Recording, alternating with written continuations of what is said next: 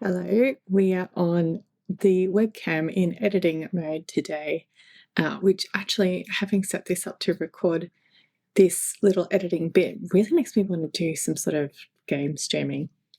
That's beside the point. Anyway, the footage that I recorded the other day of my July reading was actually intended to be two parts. It was supposed to be the reading part, and then I was going to film the whole part, which I've been doing for these monthly videos. But you will see by the end, I ran out of action points, and then I went and had a nap, and now it's a week later. I thought I would just edit what I had filmed, and so you can see it. Roll the clip. Hey, book friends and potential book enemies. Let's talk about what I read and bought in July. Now, actually, I'm going to go what I bought and then what I read. But I'm filming what I read first because that will take longer and more energy and more thinking power. Where's my pile? Let's move that over here so that I know what I'm doing. Spoilers. I read John and Paul, A Love Story in Songs by Ian Leslie. The call number here, do you see how I lean there? It's because I refuse to put my glasses on camera. It's just too much of a hassle.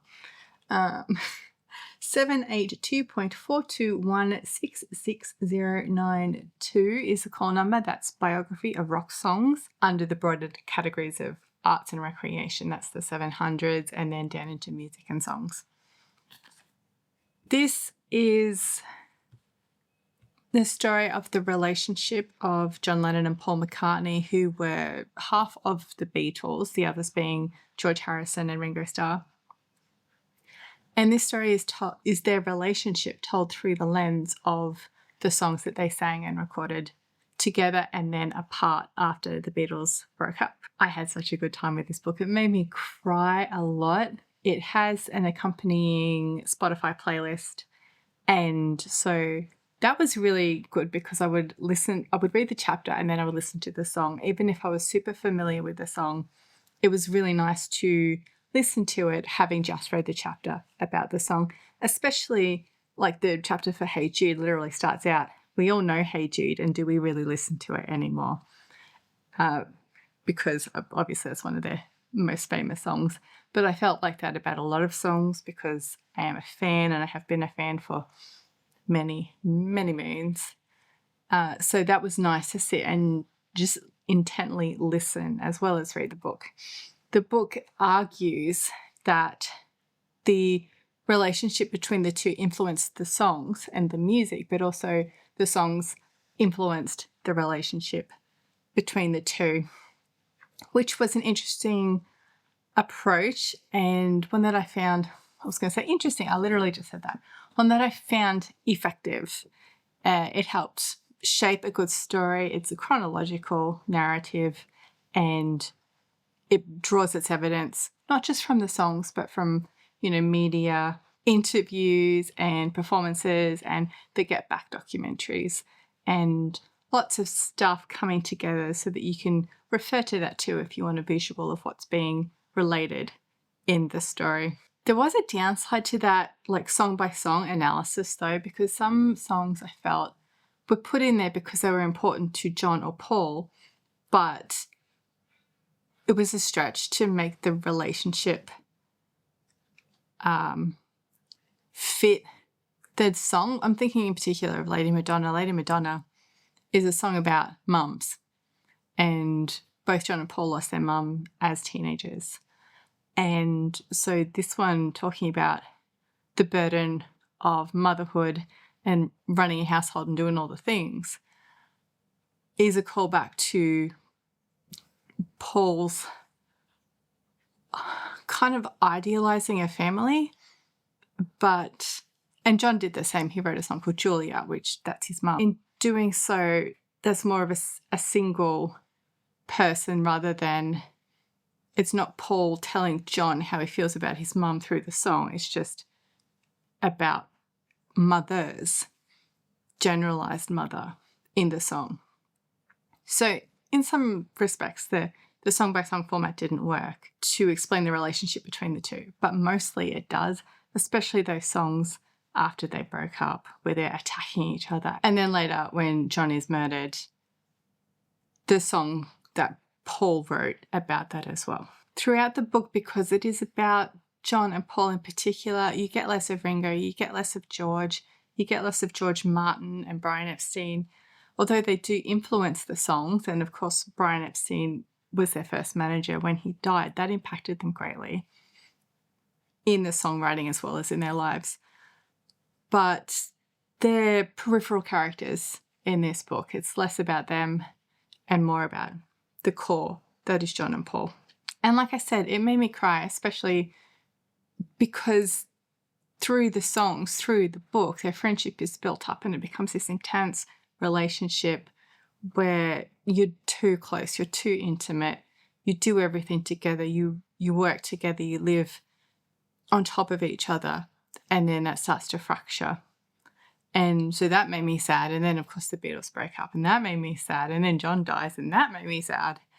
And Ash was laughing at me the whole time, saying, you know, what are you crying over? These events happened 45 years ago at the least. Like, that's when John was killed. So, yeah, it still made me cry. So, and that's because it had built that relationship and then disintegrated the relationship, which is, of course, what happened. Ultimately, this is a history written by, I think, a journalist. Ian Leslie started out writing about the Beatles on his Substack over COVID, and then it turned into this book. I don't know if he is a journalist or not. In terms of a history, I found it well researched.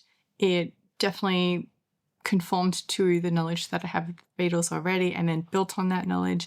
It did a lot of explaining.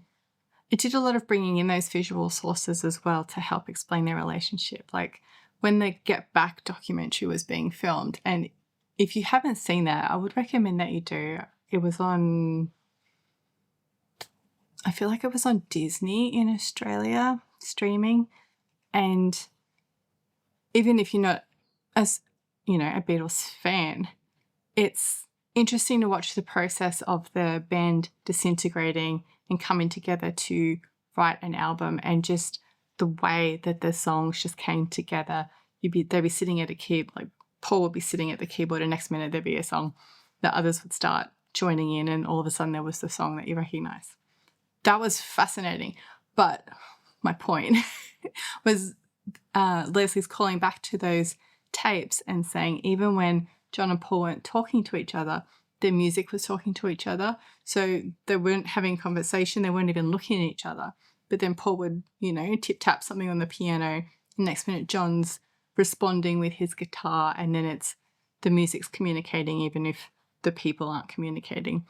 And calling back to that visual that I had seen and that body language that I had seen in the documentary helped me get a picture of what was happening here in their relationship. And it's nice to have somebody's interpretation of those events. So if you are interested in the Beatles, I've talked about this before. Like I've mentioned this book in a few videos now, but if you are at all interested in the history of music or in the Beatles, definitely have a look at this one. I had a great time despite, you know, the crying on my lunch break. That's maybe just a me thing. I forgot to say this book was published in 2025. I picked it up the second that I could. I got my bookstore to order it in, and no regrets. The next one I read was Agatha Christie's Murder on the Links. Now, I actually borrowed this on Kindle Unlimited before I got the physical version. So if you are an unlimited subscriber in Australia, that's available to you. This was published in 1923, and it is the second of the Poirot books. Yes, so I'm just checking my notes. So this is the second of the Poirot books. It is set in France. We first meet Poirot in the first book called The Mysterious Affair at Styles. He is a refugee, I think, from the First World War. It's set in like the end of the First World War. And the POV character, Captain Hastings, has been wounded and returned from the war, meets up with Poirot in this village where he's gone to convalesce, and the two of them, Poirot with Hastings' sidekick, solves the murder. That's what happens in this one too. So Poirot gets a letter saying, please come to France. I'm in danger. I'm scared. You know, please come. So Poirot goes, and the guy who wrote the letter is dead. So then it's a bit of Poirot doesn't need to investigate the murder, but professional pride and ego mean that he's going to investigate. The top French detective is there. Do we have his name? Monsieur Gerard, maybe? Anyways, Poirot's not, because Poirot's Belgian, he's not letting the French detective win. So he goes about solving the case. But again, we get the case and the solving and all the steps through the lens of Hastings. And Hastings is not as clever as Poirot. He's a stand-in for the reader. He misses things. This one, because he's been chatting up some pretty girl that he met, he really fumbles some clues. Evidence goes missing directly because of Hastings trying to get in the pants of this chick. I did not enjoy this one as much, and that's because I didn't like the supporting characters. I didn't like the underlying motives for why they were there, and then all the red herrings that come along with it. I didn't enjoy Hastings like tripping over his dick the whole time. That's just tedious to watch. In terms of the character development of both Poirot and Hastings, it's great. I think there is the twist of the murderer and why they did it at the end that is more of like a technical achievement rather than aha, I saw it coming, because the twist, which I won't spoil for you, is not one that you would necessarily see coming, even with the clues laid.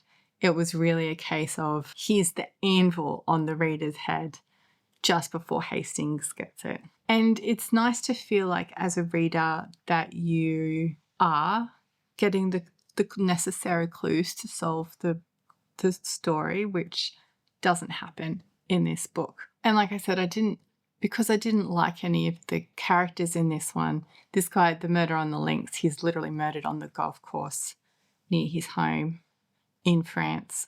Like, nah. But in terms of character development of Poirot and Hastings, it was good and I enjoyed it. Next up was The Incandescent by Emily Tesh. Now, this is dark academia, but from the point of view of the teachers of the school, not the students at the school. It is the story of Dr. Safi Walden, who is the director of magic at a boarding school. The boarding school has a magic arm and an academic arm. She's in charge of the magic side. And it is the story of, in those magic boarding school books where things go wrong and the teenagers have to save the day, but also they may have done something to cause the things to go wrong in the first place. That happens here, but it's from the point of view of the adult who has to save the students in the first place, but then in the end is saved by the students. Safi herself was a student of the school, and some bad things went down and her boyfriend died. And so she's gone on to get a PhD and then come back and be a teacher at the school, probably because of the circumstances that led to that death. The school has demons in it. They're attracted to the magic, and then one big demon is a troublemaker and is the threat of this book as well. I enjoyed it because of the adult framing of this, but also in terms of Safi becomes the adult that she needed when she was a teenager at the school. Safi performs that role for her students in the school. But apart from that, there's other themes there, like the accessibility of magic in the school. It's a private school, so the children who come from a privileged background can attend the school and learn academic magic and learn to control their magic, whereas students who don't have access to the funds to come to this school don't have access to that magic training. And so Safi forms like a frenemy relationship with the magic guards who guard the school and are designed, their role is to combat a demon if a demon comes from out of the demonic plane. And so Safi has a bit of an antagonistic relationship with one of the guards, because that guard, although she has magical ability, she didn't have the family funds to be trained in that ability. So now she's a guard, still using like practical magic rather than academic magic. But then the conflict between the two over who has the privilege to access the training to know a thing and make their way in the world. Along those lines, it's a conflict between modernizing and tradition. Like the boarding school is centuries old. It has a tradition, and even though there's problems with a demon, and I don't want to go too spoilery, but there's problems with a demon, combating those problems doesn't come at the expense of abandoning the tradition and the prestige of the school. We've got to keep those in balance. And where if it was YA, I think the institution would crumble because it's adults, and with adult mindsets, they've got to make the balance of, yes, we've got to combat this threat, but also we can't lose the school, we can't lose the building or the money coming in from the parents to sustain the school. Overall, I really enjoyed it. The key threat at the end that needs to be overcome, I didn't really see coming. Like, I knew it was there and I knew it would be coming, but I didn't realize how insidious it was until that happened. And I was like, oh shit, wow, that crept up on me like it was supposed to. I liked that the love interest was a bit of a misdirection, and I liked that it was so real in the portrayal of adults interacting with 17, 18-year-old children, because I live with one and I felt that in my soul. So obviously, chalk another one up to Emily Tesh. She has written 2 novellas and 2 novels that I have really enjoyed in the end, even though I was a bit hesitant to begin the novels. She really nailed it, and I will definitely be reading the next thing that she puts out. Then I read The Murder of Roger Ackroyd. This was published in 1926, and it's book 4 of the Poirot series. Book number 3 is a collection of short stories, and I wasn't interested in picking that up. So we start here with not Captain Hastings, because he's run off and got married and moved to Argentina. Instead, we are with, what's his face? Dr. Shepherd, James Shepherd, who is the village doctor, and he lives with his sister, who is one of the village busybody / gossip /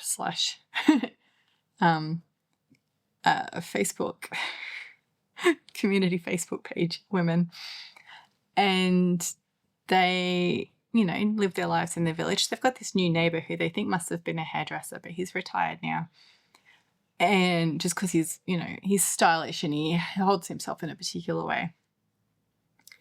Anyway, Dr.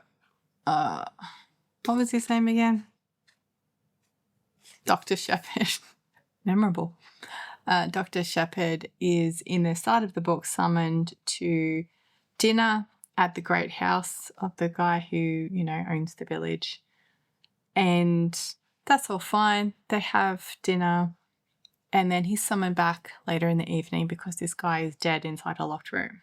So, as the doctor, he's called to solve the mystery, and he's working with police.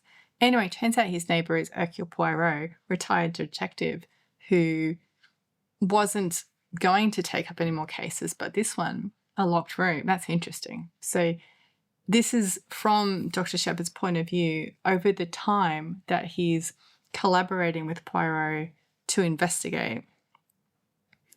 But they're not like the Poirot-Hastings relationship. They just, they meet up sometimes, go look at the house, go talk to people, that sort of thing. Poirot wants the doctor's recollections of the events and who was there that evening, etc. And so it progresses. One of the editions had a blurb saying this shocked readers when it first came out, and I can see why. The ending was spectacular. I enjoyed it for a different point of view of Poirot, because Hastings is his friend and is familiar with the way that he works. But Dr. Shepherd is not. They are neighbours who really just met each other. And so seeing what we know of Poirot through the lens of Dr. Shepherd was fun. And this one is more of a demonstration of Agatha Christie building her writing and storytelling skills. I definitely did not see the ending coming, and that was great. Like, I'm not reading these like analyzing everything, trying to work out who done it. I'm really just reading these in the 15 minutes before I fall asleep. So I'm just letting it come at me. But I did not see the twist in this one, and that was great. Next up was Between Two Rivers by Moudhy Al-Rashid. Now you can see immediately why I bought this one. It's so pretty.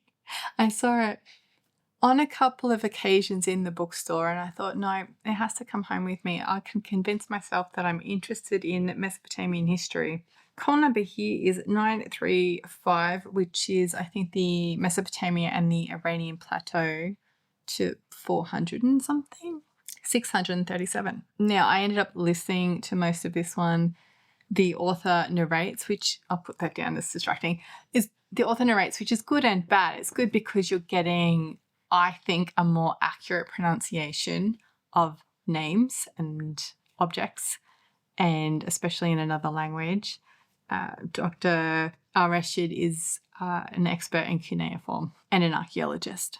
So I always appreciate that because it's, not familiar to me at all. However, I really didn't vibe with this book, and it was mainly the narrative rather than the narration. I mean, she was not an excellent narrator of the book. Sorry, I'm getting tired. There were like the cadence of the sentence, there were gaps and breaths where a professional narrator wouldn't put a gap. That sort of thing, the sentences being read out were uneven. That's all minor things as long as the narrator is tolerable, and was in this case. I generally didn't vibe with the narrative where and this happens a lot in history, and it's something that I don't enjoy, and I think it's a me problem. I'll explain. So in a lot of popular history books, like, you need a hook to get the reader in, and in this one they've dug up what is clearly a museum. So the objects that they've dug up are older than where they dug them up from.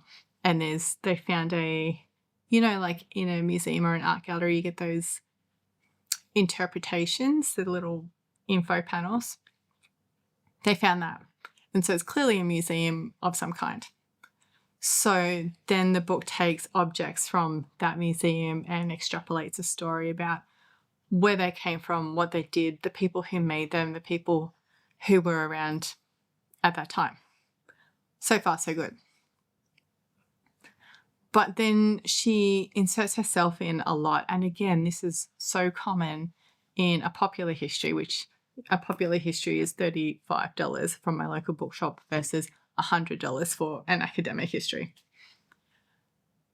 The author inserted herself a lot, talking about how she came to the study of archaeology and cuneiform in particular. There's a lot of talking about how she struggled to become a parent, and then her empathy with parents and mothers in particular from the evidence that's found here. And I don't care. That is so callous of me to say, but I do not care. And I think the problem is it's not even subjective versus objective, because you can't be objective. Any academic history that you read will be subjective as well. It's just less of the author in there, and that's what I want. What you read is going to be what the author has chosen to present to you in the order they've presented it, with the bias they're putting on the text. But I prefer less of the author directly in my history. So that's a me problem, but also that's perhaps my training, because having read academic histories for my history degree and then reading the source material as well, you get less of the author insertion in the book than you do in a popular history. So that's a me problem. I don't know much about this time period, so I can't speak to the facts. Let's not even get into what a fact is. I can't speak to what she says. I believe she's an authority. It sounded good. the parts that were straight up telling a story of those people and those objects didn't feel like it was wrong. And I guess that's just an exposure thing and a familiarity thing, but it didn't feel like shit was being made up. It felt like a good history. So ultimately, the problem I have with the book is me and the structure of the book, and maybe I should stop reading popular histories and go back to academic histories that are just more to my taste. They're a lot drier, though, and harder to read, and they take so long, whereas this one, you can just gulp it down. That's what popular histories and other, popular science books too, they're designed to be just gulped down like delicious yogurt. So would I recommend it? If you're interested, yes. Like, it was perfectly cromulent. Then we have The Big Four by Agatha Christie. Are you sensing a theme? Actually, this is the last Christie for this video. This was published in 1927 and it is book 5? Book 5 of Poirot. I hated this. Straight up, don't read this one. Skip it. You don't need it. This one, Christie's trying something different. She's trying something action-paced and dynamic and James Bondy, and perhaps even Ian Fleming was influenced by this. I haven't looked into it at all, but it's very Bond vibes. And Poirot is not James Bond. Poirot sits in his drawing room and makes sure his moustaches are just right and organises the knickknacks on the mantle so they're just right. He doesn't go looking for evil supervillains in their literal underground mountain lair. I hated it. I think, for one, we know enough about Poirot now that we know that that's not him. And I've read enough Christie now that that's not what I expect from her. I want a cozy murder mystery that is solved, not a dynamic action spy thriller. The whole time in this book, you know who the bad guys are and you're waiting for Poirot to catch them out. And that's not the tension I want either. I want to know who done it. I don't want to wait and find out how Poirot's going to mastermind the situation. It's just completely the wrong approach for Poirot. And I can't even tell you if it was a good book or not because I just did not like it. And I didn't want to like it. I can tell you that the next book is back to whodunits. So skip this one. The next one I read on Kindle. It's only available on Kindle, and that is The Adventure of the Demonic Ox by Lois McMaster Bujold. This is book 14 in the Penrick and Desdemona series. And I think 14 is far too many books in this series. I am sad to admit that I have grown bored with Penrick and Desdemona. I feel like for a while now it's been pretty steady. In Penrick's older, he has a wife, he has children, and he's growing around him a collection of other people who have demons in them.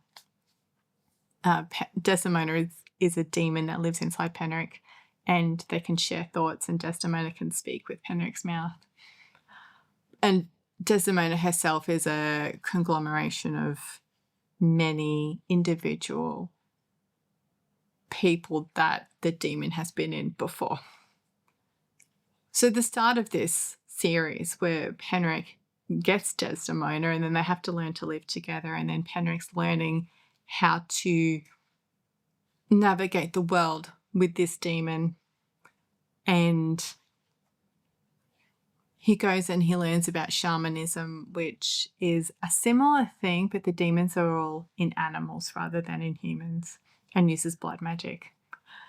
So all those stories where Penrick was the student and we were learning along with him, I found absolutely fascinating, especially because it's really tied into theology in this world, and I love my religion in my fantasy.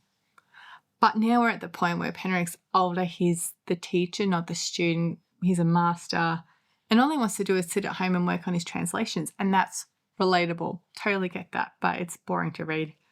And even the books now where We could have the struggles of Penric being the master and struggling to teach, and how do we overcome that? Struggling to parent, and how do we overcome that?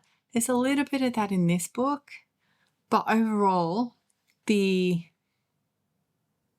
parts I was interested in are gone because Penric is not a student anymore, and we're not learning together. And again, I mean, that's realistic. Penric is getting older. He does want to stay at home. He doesn't want to have big adventures. He's doing his thing, living with his family. That's absolutely fine. And I mean, I appreciate that we have a character who stays married to a wife who stays alive and children who are alive and who are making their own way in the world. We love that too, but I want a bit more peril, and I don't think Penric can be in mortal danger when he has so much responsibility on him, and he naturally wouldn't do that unless he really had to. And this book is set up so that in the next one they might leave where they live and go back to Penric's homeland, but I don't know if that's the direction that the author is going to take it.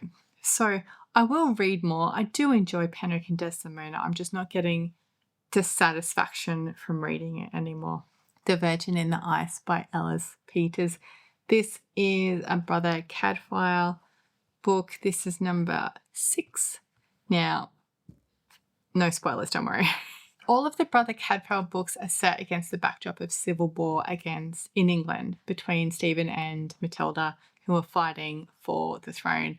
I think technically Matilda was the next in line to inherit, but being a woman, there was a little bit of argy-bargy about whether she could do it. So that's always the backdrop of these books, but in this one in particular, it comes to the fore, and the civil unrest and disorder that happens because of the fighting is really at the foreground here. We've got Brother Cadfael is a monk in in a monastery that's near the town of Shrewsbury, which is very close to Wales, by the by. And in this one, other monasteries have been attacked and had to flee because of the fighting. And so the monks have spread out. And Cadfael in this one, he has to go and provide some healing and care for a brother monk from another monastery who has been caught up in this fighting. So Cadfael goes to a different monastery to attend this monk. And while this monk is sleeping and recovering, Cadfael's solving a second mystery of nuns from like the sister Abbey and her charges, and where have they gone? There's 2 orphans that have gone missing, a young teenage boy and an older teenage girl who are siblings. And so Cadfael's spending his days looking for them. That's what's happening in this book. Comes across a naked corpse in the iced over river, who is our Virgin in the Ice. So then there's a murder to solve as well. And of course, Cadfael solves the murder, and there's a bit of a love story happening with a happily, for now, we never get to find out what happens. Actually, this one we might. Anyway, not too many spoilers. So, I mean, you've got all the elements of Cadfael that are familiar. This one, I think, wasn't as strong a story because Cadfael's away from his home, and therefore the characters that we know at home, there's like, political machinations between like the prior of his abbey and his lackey, and how the Prior Robert's very suspicious of people. Like, they're not here in this one, and so there's none of those people that we're familiar with. But in this one, we have the bad guys are don't know if you heard that. That was my cats. The bad guys are a roving band of bandits who are taking advantage of the civil unrest to hide in the mountains and work on attacking and plundering towns. And so as part of that, Cadfael is using his knowledge as a crusader from before he became a monk to intuit what they're doing, find out where they're hiding, and then there's a siege, and he goes up with the cops to the sheriff's men, to where these bandits have made a fortress, to rescue a hostage. And he's plotting how he would attack this fortress in a siege, knowing full well that he can't because he's a monk now. But we get that backstory, more of Cadfael and how he thinks, how he behaved as a crusader. So that was nice, at least. So we just get that more rounding out of Cadfael's character, and we know more of his backstory. So even though I didn't enjoy it because we were away from home, I did enjoy it because we get more of that character development. There is also in this one very heavily implied rape. And I think if this book was written today, that wouldn't be there because it's really just in there for flavour rather than serving any story purpose. And I don't love that, but it's a book of its time. Let's say that. I will film the whole part and get it online. And then if you're not interested in hauls, you won't have to watch that. Thank you for hanging out with me, and I will see you in the next one.